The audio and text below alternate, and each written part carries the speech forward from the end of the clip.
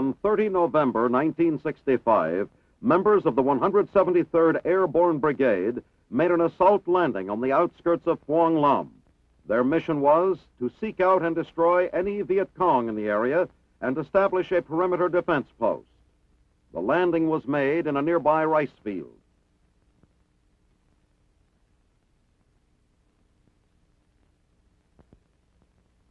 Immediately upon landing, the troops saddled up and moved out.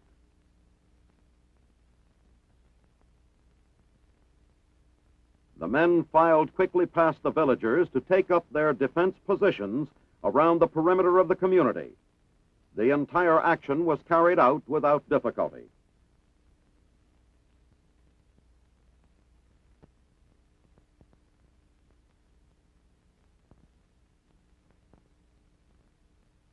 Dense undergrowth was encountered on the other side of the village, and patrols began moving out to search for any Viet Cong who may have been hiding in the thick cover. Elsewhere, the general move-up continued.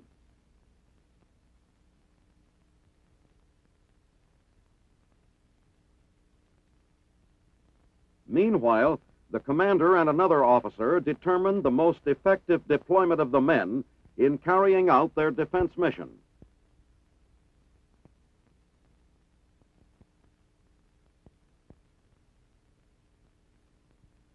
Logistic support for the mission commenced almost immediately as the cargo helicopters began arriving and offloading vehicles, ammunition, and supplies.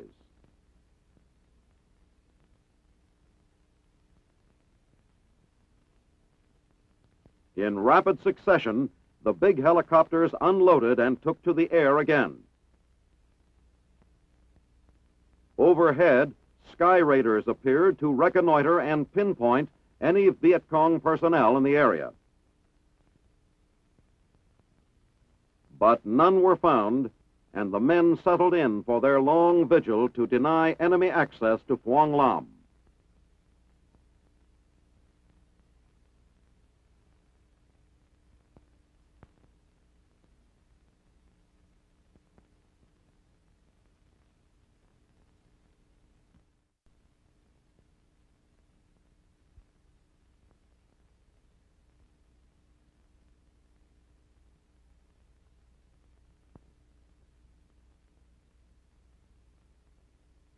In the early morning hours of 14 December 1965, sentry dog handlers take their canine charges for a training session at a specially designed training area in Tan Son Nhut.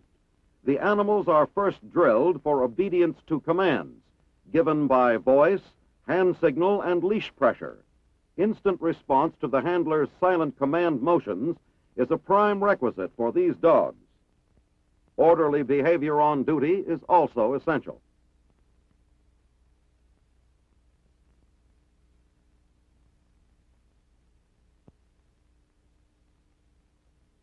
Should the sentry dog be required to pursue an elusive prowler, it must be able to overcome all kinds of obstacles while tracking and chasing the quarry.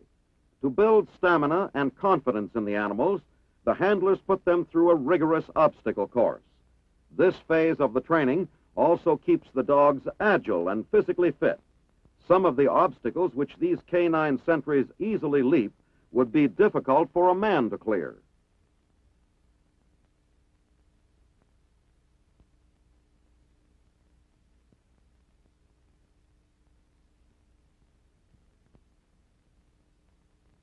Another aspect of the training session is to teach the dog to protect the handler from sneak attack by an assailant.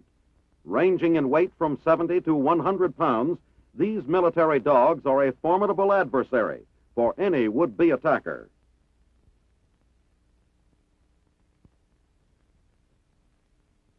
Once released, a sentry dog quickly levels the intruder and holds him prisoner.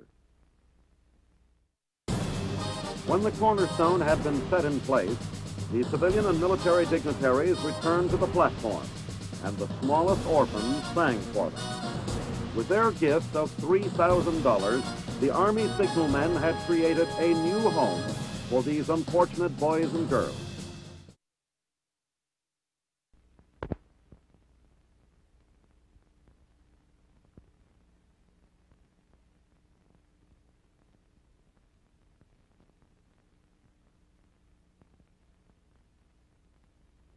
Along the road to Phu To Hoa, Ja Din, Vietnamese orphans wave their flags to celebrate the building of a new orphanage. The date is 12 December 1965, and the Vietnamese Honor Guard salutes the arriving members of the U.S. Army Signal Corps, whose financial contribution made the new orphanage possible. As in all ceremonies of this kind, there were speeches to thank the U.S. servicemen. And the all-girl choral society performed as the assembled dignitaries looked on. For some 50 children, this day's groundbreaking ceremonies would never be forgotten. Even the government in Saigon took notice of the occasion and sent a special envoy to officiate on behalf of the people.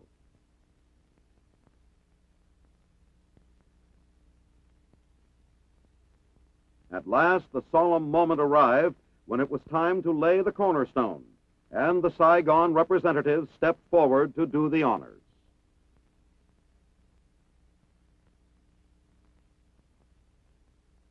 When the cornerstone had been set in place, the civilian and military dignitaries returned to the platform, and the smallest orphans sang for them. With their gift of $3,000, the Army signalmen had created a new home for these unfortunate boys and girls.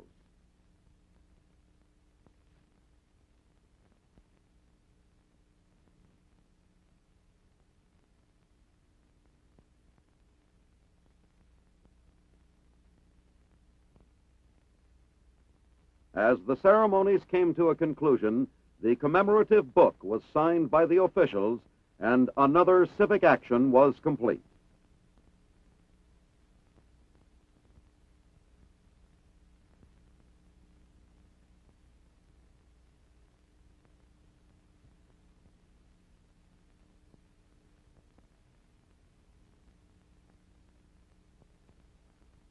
In cooperation with the Civil Affairs Support Command at Nha Trang, medical officers of the Army and Air Force conducted a sanitation evaluation mission on 7 December 1965.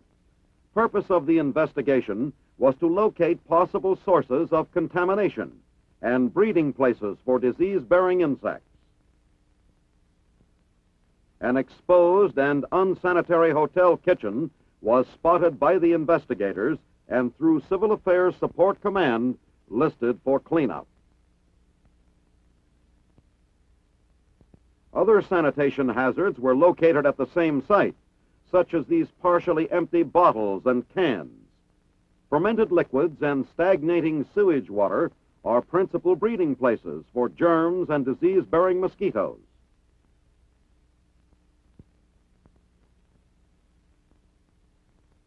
After a thorough inspection, the researchers wrote up their reports and moved on to continue their work.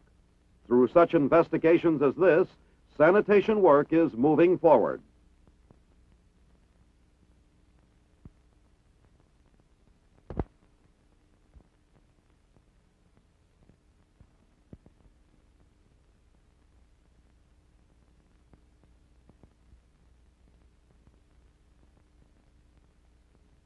At Cam Ranh Bay, one of South Vietnam's seaports, the U.S. Army Corps of Engineers is installing a De Long floating pier.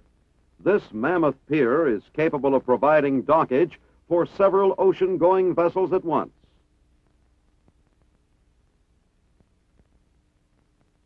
The floating pier, which is an engineering marvel, was first towed into the desired position. All heavy equipment needed to accomplish installation, such as this 70-ton crane, was placed aboard.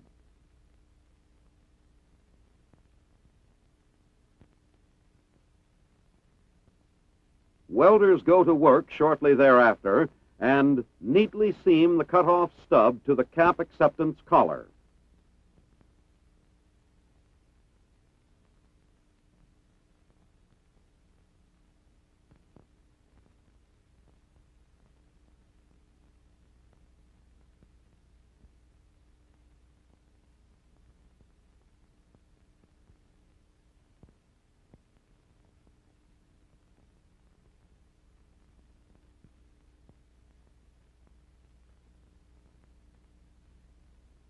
Securing bolts are welded to each jack. These are the bolts which will fasten the jack to the deck of the pier.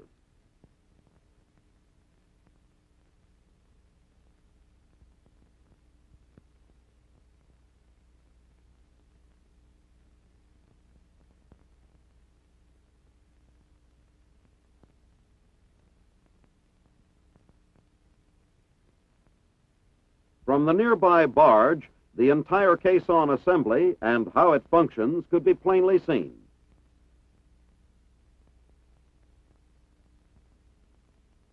The busiest man on the job was the crane operator.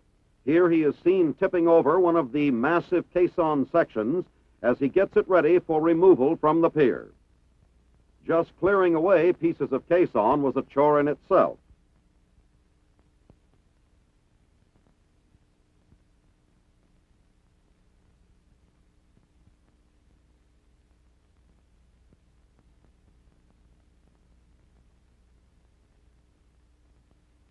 Checking on the welders again, they were busy trimming up the stub from the last cut, which has left a jagged edge.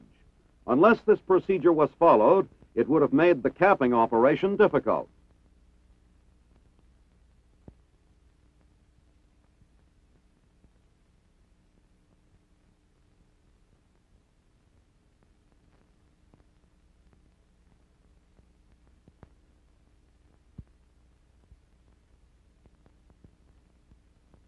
To hold down the caps, outsized bolts were used, and these were finally snugged down with great construction wrenches.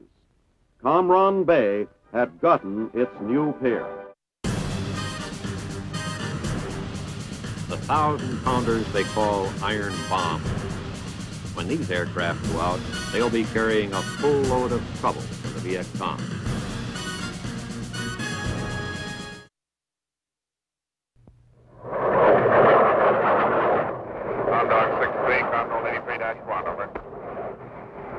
Roger, from coming in from the southeast. I have you in sight now. Contest temperature, make it to 3 o'clock, slightly high. Roger, no zero yet, but the target from my position now is about 11 or 12 o'clock, about 1 mile in the valley over there. You go ahead and mark it, and I'll give you is it right about where that smoke is coming up from right now? Okay, it's about a mile down the valley to the east from that smoke.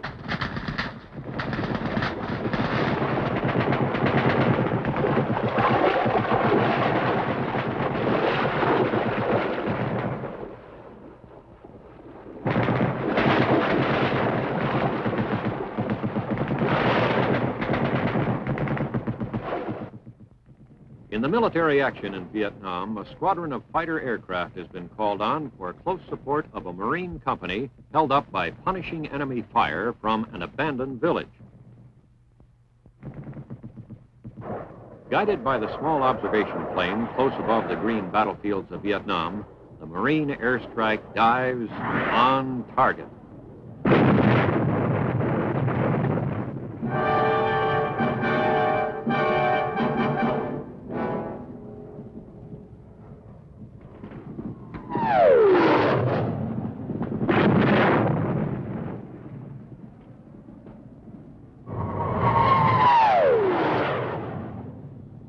Viet Cong's strong point has been broken by the precise application of air power, a vital part of this unusual war in which the political, economic, and psychological factors demand as much consideration as the military. Now the men of Lima Company, 1st Marines, are able to move forward because of the skillful use of an aircraft superbly adapted to supporting the riflemen in ground combat, the F-4B all-weather fighter, the Phantom. Empty racks show hundreds of pounds of destruction have been delivered to the enemy. Now, Condal 83 heads for home.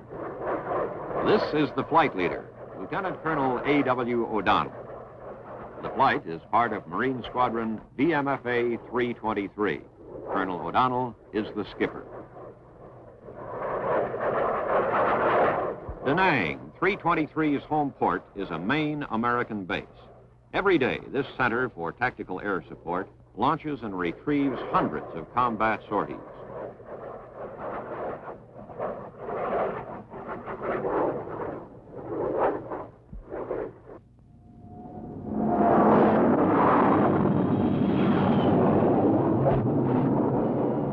Back at Da Nang, the aircraft of Condal 83 become geared to a fast-moving ground operation. They've got to be ready for the next mission whenever it comes.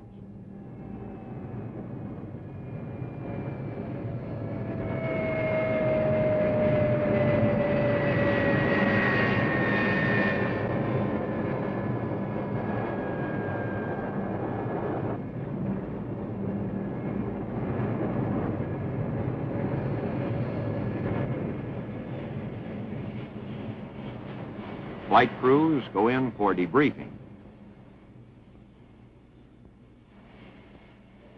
And the squadron skipper inspects the aircraft. Yeah, number 2 was hit, we believe it was on the first run. He thought he felt something was one hole in the left portion of the stabulator. 3 gun position shooting, looked like automatic weapon, 12.7 millimeter. Was there any pattern to it? They were all shooting at the same time. Reasonably accurate. We got picked up in fire on the first run. 3 pulled up. Refueling and repair are completed quickly. The Phantoms are soon back to mission readiness. It's usually 95 degrees plus on the Da Nang flight line, but their mechanics are doing as good a job as they know how, and they're all experts.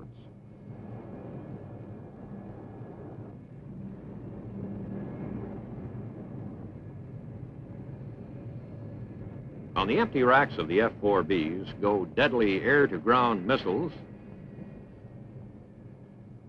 pods of rockets,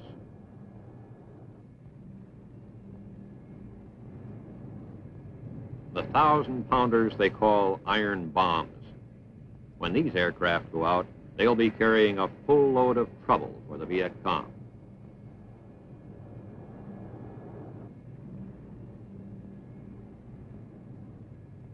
On constant alert for maintenance and repair, the mechanics at Da Nang eat and sleep on the flight line. They're currently working some 14 hours a day, and they even do a little moonlighting on the side. The extra job, reinforcing the nighttime guard for the aircraft they service by day. Around the broad perimeter of the airfield, they mount posts and roving patrols against infiltrating Viet Cong.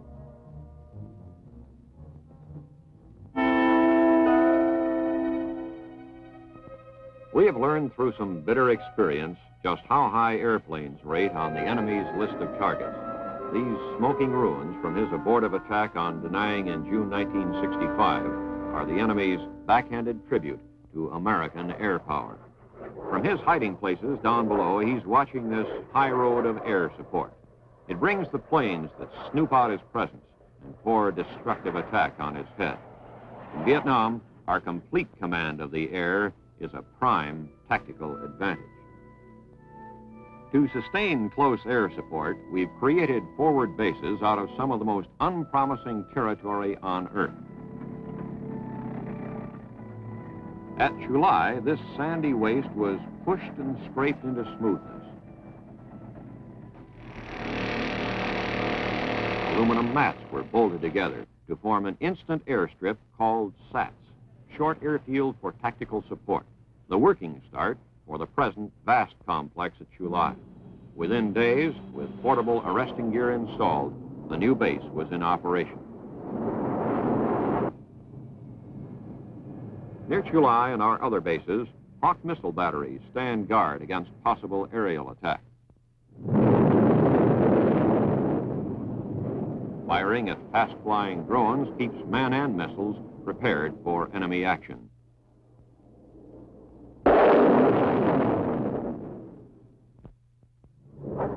A mainstay of Marine Corps air operations in Vietnam is the KC-130, called Hercules.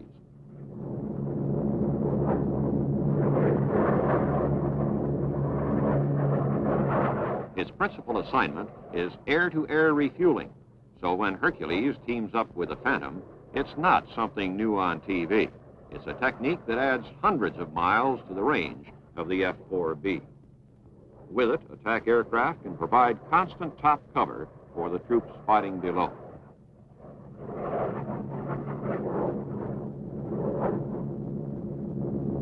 The KC-130 is a regular visitor to the front lines, dropping tons of ammunition and supplies in each flight.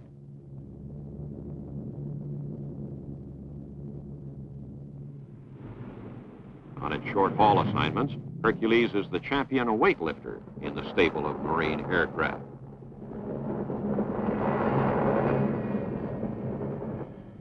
Its rugged construction makes this plane unnatural for operations in Vietnam. To Chulai and Da Nang, together with the troops and weapons of war, Hercules sometimes brings a special kind of cargo. The boxes, labeled Civic Action Program, hold garden rakes, tomato seed, food, and medical supplies.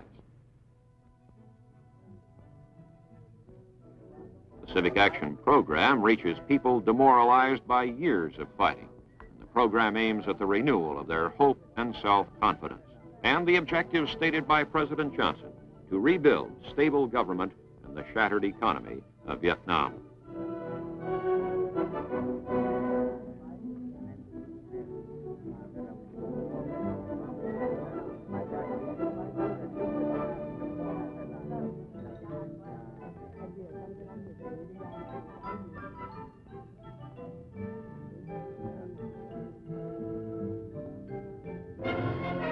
And still, the fighting goes on. A shadow war of ambush and rapid movement, sniping and terrorism. The enemy, often part-time soldiers, with modern automatic weapons.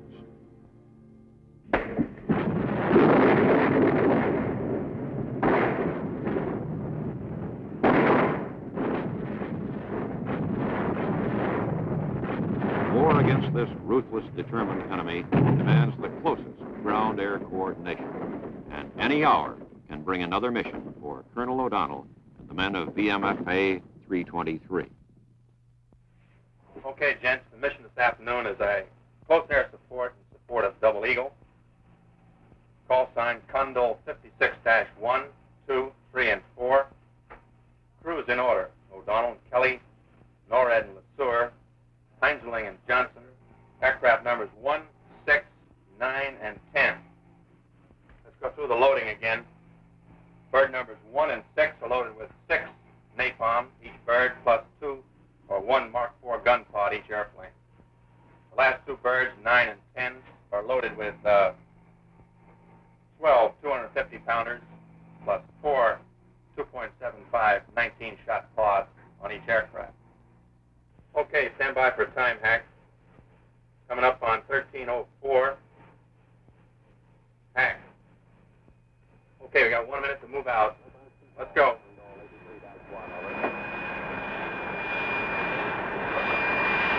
Roger, Condol.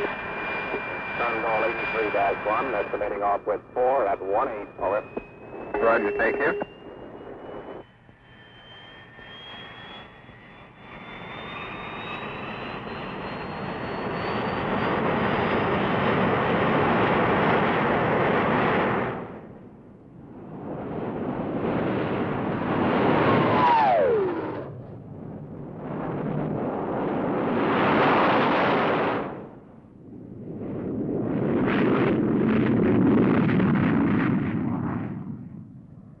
Rotating patrols with their enormous striking power, available on call to ground units or to the air observer, who spots an enemy concentration in his slow-moving survey of the terrain. Heading down through angles 1-8. You have a little hairpin turn. You can find this on the north edge of the river, about a mile further to the east from the burning grass. Affirmative. Okay, from that hairpin, go east about 200 or 300 meters, and you'll see a small swing about east north.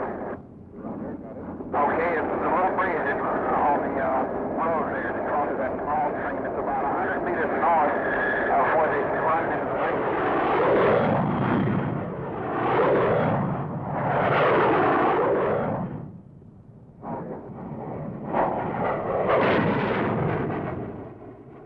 As long as this bitter conflict continues, those who fly in Vietnam, Marines and Navy, as well as Army and Air Force, will devote their full strength, courage, and skill to stay on target for ultimate victory.